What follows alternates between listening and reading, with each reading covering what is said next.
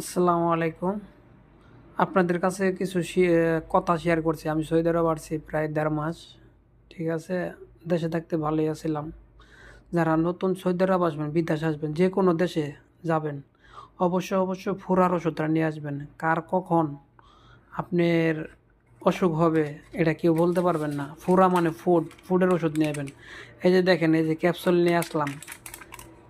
এখানে আরেকটা জিনিস বলি আপনাদের, সৌদি আরব আপনার ওষুধ কাইটা বিক্রি করে না, একবার বক্স ধরে বিক্রি করে। অবশ্যই বক্সের যে কয়টা দাম ওই কয়টা দিয়ে আপনার ওষুধ আনতে হবে।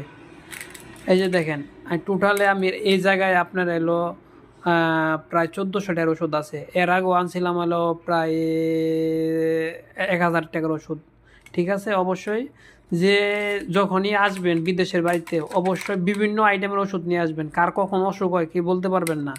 ঠিক আছে? এই দেশের আবহাওয়া আমাদের দেশের আবহাওয়া সেম না। ঠিক আছে?